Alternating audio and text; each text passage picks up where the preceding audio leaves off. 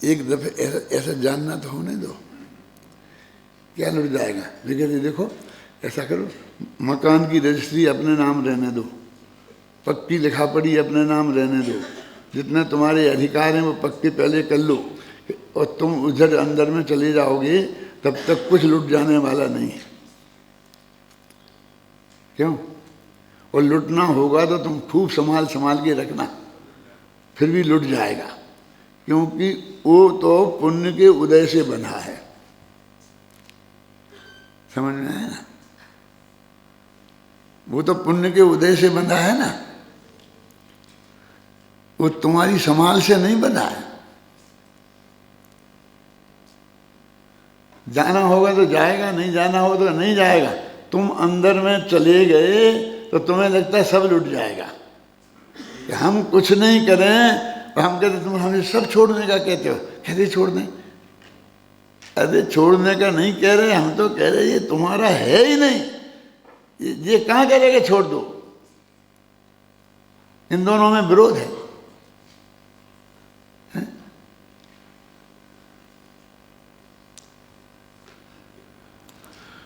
भोजन छोड़ दो, कल कहा था ना, तो इसमें आपको क्या करना है बोलो। पानी मत पियो, इसमें आपको क्या करना है। कल बोलो था हिंसा, झूठ, चोरी, कुशील, परिग्रह, इसमें क्या करना है, इसमें करने को क्या है।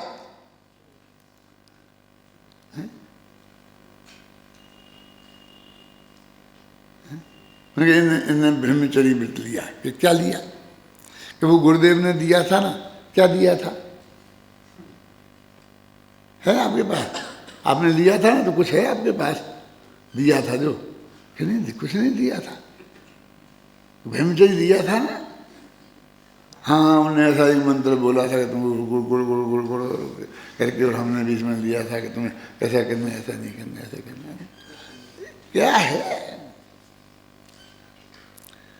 वो, तो एक सिर्फ इसलिए व्यवहार है इतना कि आपके पास रोजाना आकर लड़की वाले आपको परेशान करते हैं, ख्याल में आई ना, और उन्हें जवाब देते देते आप परेशान हैं। तो एक दफे सभा में हम घोषणा कर दें गुरु की साक्षी में, क्योंकि तुम्हें सभा मिलेगी कहाँ, वो गुरु होंगे ना तो सभा होगी, तो जनता होगी। नहीं तुम जा करके घोषणा कर दें तो फिर एक कल से झंझट बंद। कौन सी? कि फिर ये आने वाले बंद हो जाएंगे सब, फिर कोई नहीं आएगा यहाँ, फिर कोई नहीं आएगा। इसके लिए है वो घोषणा, उसमें कोई दम नहीं है।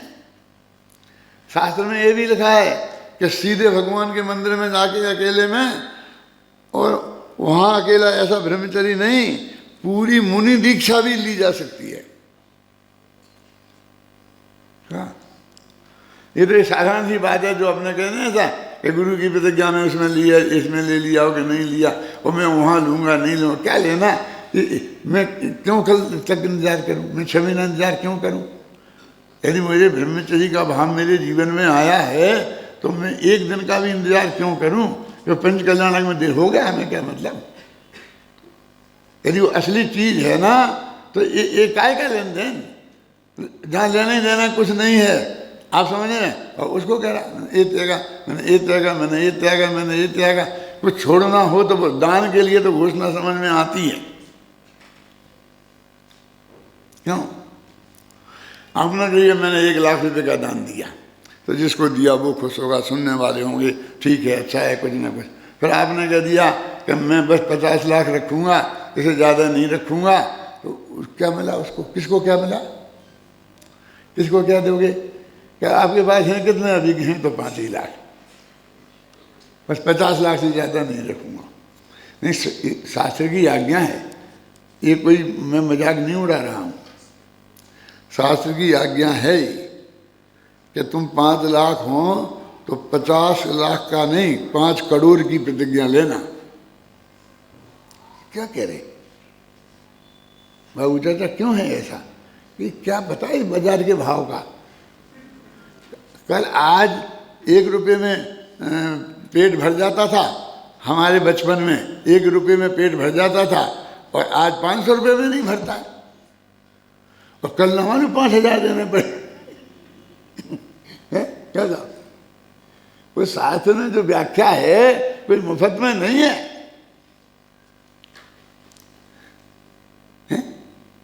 कल तुझे कोई दिक्कत ना खड़ी हो जाए, कौन मानता है? और अभी है क्या, घबरा क्यों रहा? अभी तेरे को तो उस टाइप का आएगा तो है, तो बिजनेस ही नहीं करना है तेरे को, तो आएगा कहाँ से? आ सकता है, पुण्य का योग हो तो आ सकता है, कोई चक्रवर्ती आ सकता है और कह सकता है हम आपको गोद लेना चाहते हैं, क्या करोगे? कर पाओगे इनकार? तो इसका मतलब है चक्रवर्ती होने का भाव है ना? चक्रवर्ती होने का भाव है। अरे ये तो सब बाहर की चीजें हैं। वो तो कहते हैं कि तुम्हारा जो कुछ है वो तुम प्योर तुमसे त्यागने को नहीं कह रहे, बोलो नहीं कह रहे, सोचो नहीं कह रहे, ये इसमें उसके लिए जानो नहीं, ऐसा तो नहीं कह रहे। कि लिखा तो तुमने है कि जानो नहीं, लेकिन साथ ही तो लिखा जानना सहज होने दो, माने जानने का टेंशन मत पालो कि नहीं हुआ तो जानना। फिर आपने कहा था जानो जानो जानो, और जानना नहीं हुआ तो कि तुम फिक्र मत करो, वो स्वभाव है उसका, वो एक समय भी नहीं रुकेगा। तो ठीक है वो जानेगा, लेकिन फिर पर को जानेगा, और हमें तो अपने को जानना है कि छोड़ो कोई दिक्कत नहीं है, जो स्वभाव है उसको ही जानने दो। यदि तुम बिल्कुल सहज हो गए तो पर के ही जानने में तुम्हें सम्यक दर्शन हो जाएगा, घबराना नहीं। उस आठवें गुणस्थान में भी बना रहता है पर को जानने के काल में। वैसे तो आत्मा सुपर प्रकाश है तो 24 घंटा स्व भी जानने में आता ही रहता है और पर भी जानने में आता रहता है, लेकिन वो जिसे अपन कहते हैं ना हमने स्व में को नहीं, पर में उपयोग चला गया। तो टूरन जी ने लिखा वहाँ वीतरागता भंगे नहीं हुई ना, इसलिए वो गुणस्थान नहीं गिरा, और शुद्धि की वृद्धि हो रही, और वो असंख्य गुणी नजरा होती है। क्यों संजीव जी? तो वो जब वो अर्थ संक्रांति होती है तब थोड़ी देर को रुक जाती होगी, नहीं रुकती है। तो पर के जानते में असंख्य गुणी शुद्धि की, क्योंकि तुम्हारे दिमाग पे ये बोझा है कि पर पे से उपयोग हटा के स्व पे लाना है। वे उस बोझे को उतारने के लिए कह रहे हैं, और कुछ तुम्हारे होने जाना तो कुछ है ही नहीं, ना तुम ला सकते हो, और ला सकते हो तो आज तक तो ले ही आते। तो जाने दो अपने पे, अपना नहीं रहता है कि मेरे जो पढ़ाई है ना इसमें अच्छे नंबर आएंगे तो मैं अपना उपयोग इधर इसमें ही लगाऊं, और मेरा उपयोग यहाँ वहाँ नहीं जाए, तो तुम्हारा नहीं जाता होगा। कोशिश तो सभी करते हैं, फिर भी कितना घूमता है? घूमता रहता है कि नहीं घूमता रहता है? वो तो जिस काल में जो चीज़ जानने का है वो तो जानने में आएगी ही आएगी, घबराना नहीं। तो तुझे बेबोझा उतार रहे और इसको गुलामी लग रही, हमें बांध रहे, हमें बांध रहे, बिल्कुल बांध रहे, हमें बांध नहीं रहे, तुझे छोड़ रहे हैं।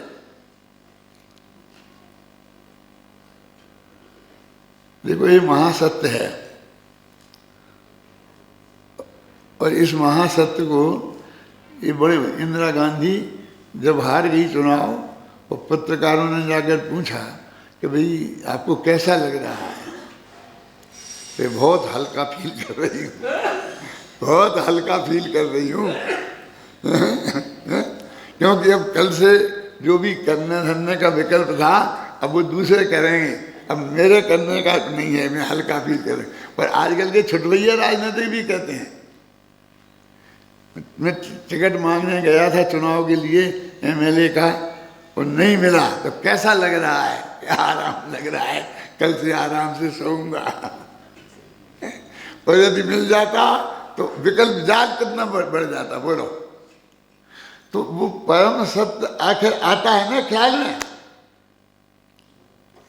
वो परम सत्य हमारे ख्याल में आता है कि नहीं आता है?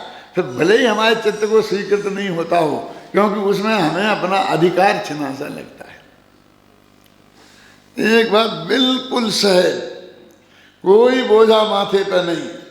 जब विदेश में आता है, भार को जाने दो तुम भार में, तो हमारे विद्यार्थी हंसते हैं। सब समझते हो ये भार क्या होता है, जानते हो, देखा है?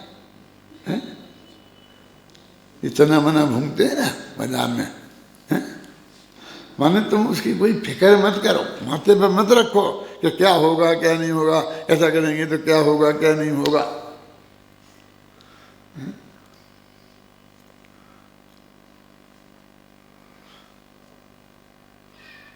आज एक महाराज आए थे हमारे यहाँ, घबराना नहीं, दिगंबर नहीं थे, श्वेतांबर महाराज थे।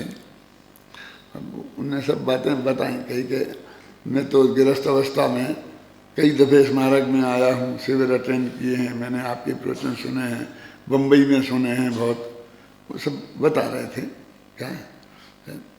लेकिन इतने विकल्प विजाल, ये करना, फिर सारी समाज को करना, फिर जहरियों को करना, फिर बकरी सराने वाले को कैसे करना, और वो इतने बोलते किसी महाराज का आगे महाराज बन गए। ये 24 घंटा वो बकरी चराने वालों की चिंता हो रही, ये कितना बोझा बढ़ गया। महाराज तो बोझा उतारने के लिए बना जाता है ना। घर के बच्चे नहीं संभलते थे, पत्नी नहीं संभलती थी, धंधा पानी नहीं संभलता था, क्योंकि उससे समय नहीं मिलता था आत्मा की बात सुनने समझने के लिए, शांति प्राप्त नहीं होती थी, 24 घंटा आकुलता थी, तो उसके त्याग के लिए तो हुए हैं, और ये हो गया इतना बोझा लेके बैठे हैं।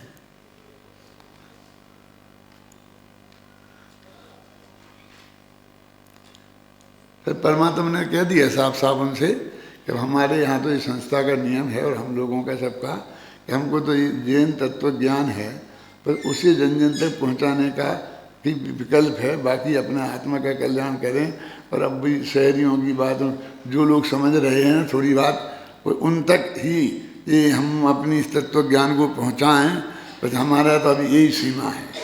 अब आप लोग जो करना है करें, सब करें, हमको कोई मतलब नहीं है, लेकिन हम तो अपनी एक सीमा में हैं। लेकिन इतने विकल्प भी इनसे भी कोई मुक्ति थोड़ी मिलने वाली है, ये भी छोड़ना पड़ेंगे। आखिरकार अंत में इसमें ही शांति मिलेगी। परमात्मा न मालूम क्या होगा कल में, क्या होगा, क्या होना है, क्या होना है। सारी दुनिया ऐसी चल रही ना, शांति चलती रहेगी बस खत्म। और फिर जो होना है वही तो होगा। मैं बोलता हूँ संजीव कि एक एक क्षण का नक्की है, ऐसा गुरु हमें मिला महाभाग्य से, किसी को नहीं मिला, और नई उम्र में मिल गया। क्यों साहब? और अब भी हमारे माथे पे ये बोझा रहे कि कल का क्या होगा। एक बात मुझे याद आती है, मैं कह के ख़त्म करता हूँ। मुझे मालूम है गौरव आ गए हैं, तो दो बात गौरव हमारी भी सुन लेंगे तो क्या है।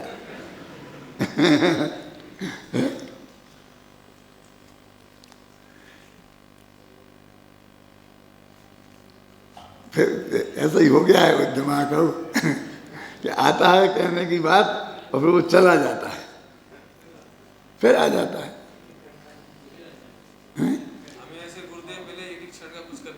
हाँ, एक एक क्षण का भी विकल्प हमको नहीं करना है। ये बात बताने वाले मिले, इतना बोझा उतारने की बात है, फिर भी हमारा बोझा उतरता नहीं।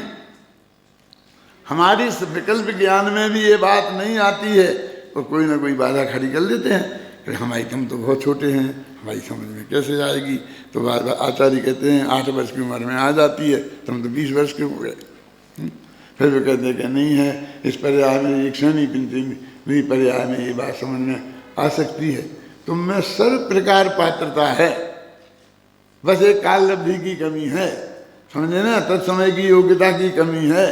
तो ज्ञान की पर्याय का ये जो बनना है, इस सारा बोझ हमारे माथे से उतरे, ऐसा परम सत्य पूज्य गुरुदेव श्री ने हमें बताया, और वो हमारे गले नहीं उतर रहा है। ये मैं दूसरों इसके बाहर की बात नहीं करता हूँ। उनसे तो ये कहा था कि हम तो ये तत्व ज्ञान का ही प्रचार करना चाहते हैं।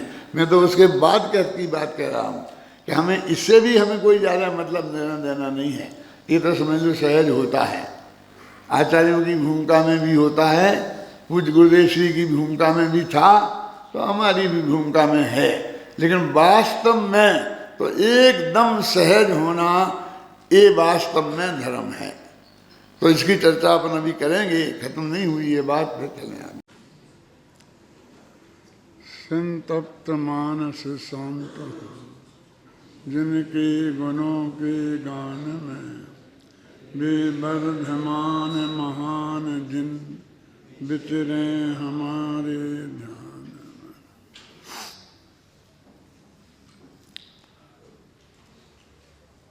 अपन ने एक यही है ध्यान, यही है योग। ये जो पत्र है इस पर चर्चा 3-4 दिन पहले आरंभ की थी और उन सबका अनेक अनेक नाम हैं। एक नाम शुद्धोपयोग भी है, और जब एक नाम उनका शुद्धोपयोग है फिर उसी का नाम समाधि है। इसका मतलब है समाधि में शुद्धोपयोग होता है, ऐसा अर्थ हो गया ना। आत्मा की संवृत्ति जो भी चीज़ें इसमें दी गई हैं, और मैंने आपको पहले ही दिन बता दिया था कि ये सब मेरे कथन नहीं हैं। खुद द्रव्य संग्रह की इस गाथा की टीका में ब्रह्मदेव सूरी ने ये बहुत से नाम इतने जो अपन ने दिए, इनके अलावा भी नाम गिनाए। उन सब से वे सब एकार्थवाची हैं, वो स्वयं ऐसा कहते हैं। तो अभी क्या रह गया, मतलब इसका अंतिम निष्कर्ष क्या है? तो वो कहते हैं कि जब बात तो वहीं से शुरू होती है, कुछ करो मत, कुछ बोलो मत और कुछ सोचो मत। इस सोचो मत पे ज़रा लोगों को बहुत अटपटा लगता है। करो तो ठीक है कि भाई सामायिक में बैठना है, आत्मा के ध्यान में बैठना है, तो सब बंद करना पड़ेगा, है ना। बोलो में भी ठीक है कि हमें कोई निर्णय करना है, तो ये पुराने पाठ जिनको हम सैकड़ों दफ़े बोलते आए हैं, उन्हीं के रिपीट करते रहने से क्या होगा। लेकिन सोचो भी मत, क्योंकि अभी हम सभी लोग एक मत से उपदेश देते रहे हैं कि भाई अपने लिए तो कुछ सोचने को समय रखो, कि पाठ ही पाठ करते रहोगे, कि इस क्रियाकांड में ही उलझे रहोगे। आपने 4 घंटा का समय मंदिर जी में के लिए निकाला है, तो इसका एक कोर्स नक्की है।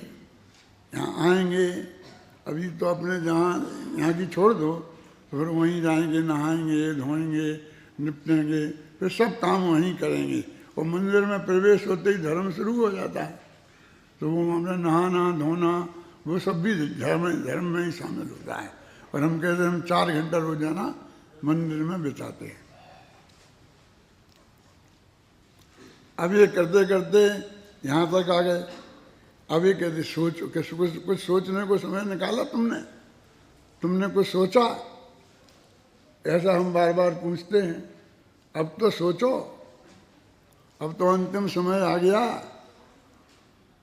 1-2 समय बाद ही कहाँ बबलू चला गया, बैठा है, हाँ, 1-2 समय बाद ही अभी हाल सब पतन हो जाएगा। और अभी 1-2 समय के पहले का अभी तो मजा है, अभी तो मजा है। क्या हो जाएगा, क्या करना है, क्या माने अंत में जो तुम समय चाहते क्या मार्ग बताया उनने। तो सोचना अथवा विकल्प जिसे कहते हैं, इसमें विकल्प शब्द भी आया है कि कोई विकल्प मत करो। तो 2 तरह के विकल्प होते हैं, एक रागात्मक विकल्प और एक ज्ञानात्मक विकल्प। तो ज्ञानात्मक विकल्प तो ज्ञान का स्वभाव है। निराकारम दर्शनम और साकारम ज्ञानम। निराकार माने निर्विकल्प दर्शन होता है और साकार माने सविकल्प ज्ञान होता है। केवल ज्ञान भी सविकल्प है। अनंत काल तक सिद्ध दशा में भी सविकल्प ज्ञान में ही रहेगा तू। ज्ञान का स्वरूप ही सविकल्प है, उस विकल्प के निषेध की बात नहीं है। यहाँ तो जो वे रागात्मक विकल्प है ना, उनके निषेध की बात है। ज्ञानात्मक विकल्प तो कहते हैं भेद पूर्वक जानना। जो निर्विकल्प दर्शन होता है ना, बस जिसमें बस कुछ है, क्या है ऐसा कुछ नहीं होता उसमें। वो दर्शन पूर्वक फिर ज्ञान होता है, फिर उसमें ये है, ये है, ये है, ये है, तो इन सबको विकल्प कहते हैं। इनसे रागद्वेष का क्या संबंध? केवल ज्ञान का भेद करके नहीं जानता है। ये सारे भेद प्रभेद जो दिव्य ध्वनि में आए हैं, वे केवल ज्ञान में जाने गए थे कि नहीं जाने गए थे? तो उनके निषेध की बात नहीं है। वो रागात्म ये तो अपने यहाँ कह रहे हैं ना, जानना तुम होने दो, जानने का विकल्प मत करो, कि सहज जानना होने दो। तुम क्या होने दो, वो तो हो ही रहा है। तुम्हारे हाथ में उसे होने देने को रोकना है। एक तो हमारे दिमाग में कि हम कुछ भी नहीं करेंगे जब कोई काम होगा कैसे। तो वो कहते हैं जानना स्वभाव है और वो सहज होता है, उसमें कुछ भी करने की बात नहीं है। अभी एक हमने अंतिम प्रवचन है, अंतिम मान लो वहाँ होगा टोडरमल जी के मंदिर में, तो सर टोडरमल जी की बहुत बातें करेंगे अपन। तो ये चर्चा शायद अपन ना कर पाए वहाँ, कर भी ले। मैं अभी कुछ कहता नहीं विशेष, लेकिन मैं आज ही आपको अंतिम बिंदु समझाने की कोशिश करना चाहता हूँ, कल के लिए नहीं छोड़ना चाहता हूँ। एक समय ये तो सोचो कि हम सोचना भी बंद कर देंगे तो फिर वो जानना जो सहज होगा वो कैसा होता होगा, उसकी एक कल्पना तो करो एक दफे।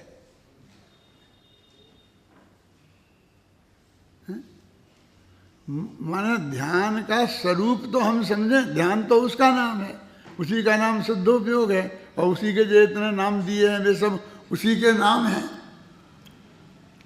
तो आखिर वो एक जो क्षण होता है, उस क्षण में होता क्या होगा, जानना क्या होता होगा।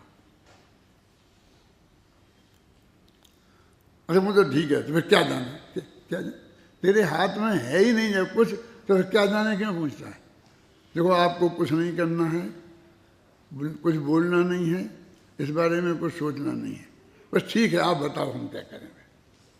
कहिए नहीं कुछ नहीं करना है, कुछ बोलना है कि नहीं, कुछ नहीं बोलना है, कि सोचना नहीं है। फिर कहता बस अब क्या करें। फिर वो उस वक्त जो ज्ञान में कि इसको जाने और इसको नहीं जाने, जरा समझना, तो फिर वो विकल्प खड़ा रह गया ना।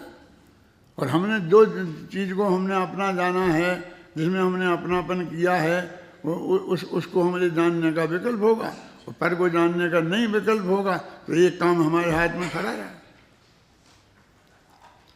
पहले दिन से अपन तोते जैसा रट रहे हैं कि वो ज्ञान की पर्याय अपने ज्ञेय को वो क्या जानेगी, सब कुछ पहले नक्की करके आया। एक महावीर जयंती पर मैं बम्बई गया था, और एक हॉल में व्याख्यान था, बड़े बड़े लोग आए थे, मिनिस्टर लोग। तो गुजरात के एक शिक्षा मंत्री थे, रमन भाई शाह करके ऐसे थे, वो भी आए थे। तो उस सभा का अध्यक्ष मैं था। अब उनको न मालूम किसी ने क्या बता दिया मेरे बारे में, तो उनने अपने भाषण में एक ही रट लगाए रखी, इस बात को डॉक्टर साहब बताएंगे, इस बात को अध्यक्ष महोदय स्पष्ट करेंगे, इस बात को स्पष्ट करेंगे। ऐसे ही बोलते रहे, बहुत बातें थीं, और उनका फिर मैंने जवाब भी दिया, लेकिन मैं अभी सब वो नहीं सुनाऊंगा आपको।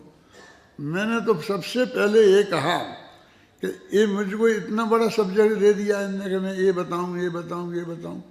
मैं भी जयपुर से आया हूँ, तो मुझे भी कुछ बोलना है, मैं भी कुछ नक्की करके आया हूँ। अब नहीं तो मैं वो कब बोलूँगा?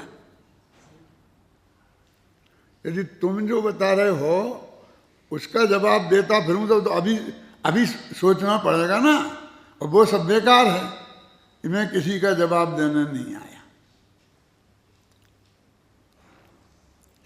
क्या मैं तो अपनी बात कहूंगा जो मुझे कहनी है, जो बहुत महत्वपूर्ण है।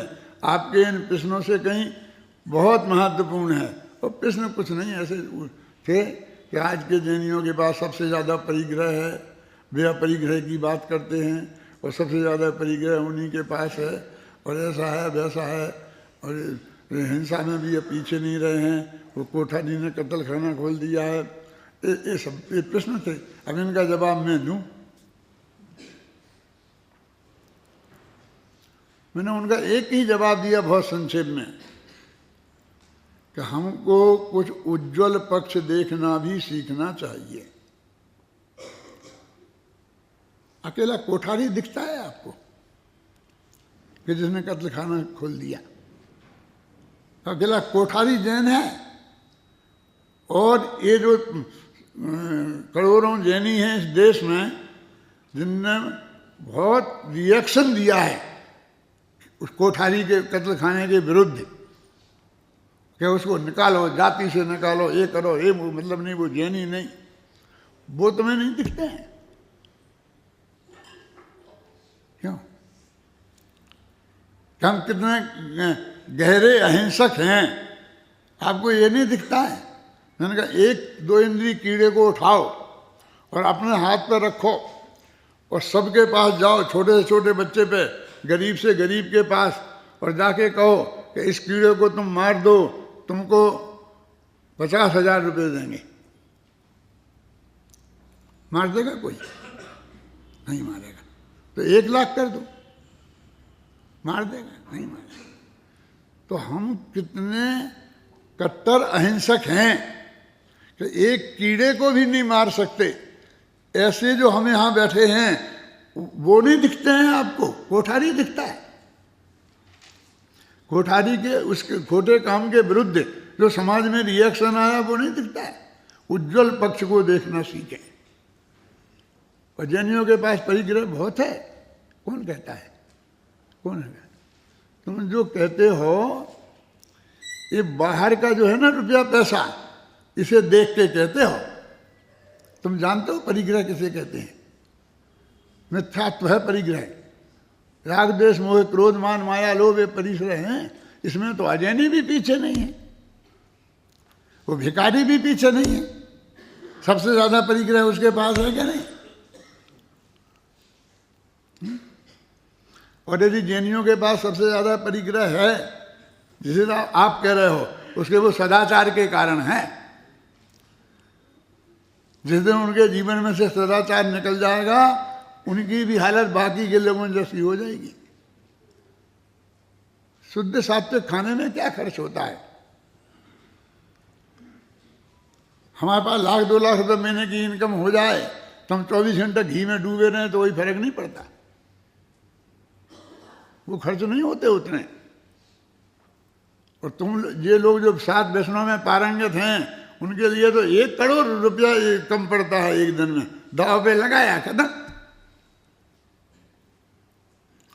उनकी सदाचार वृत्ति के कारण दिखाई देता है।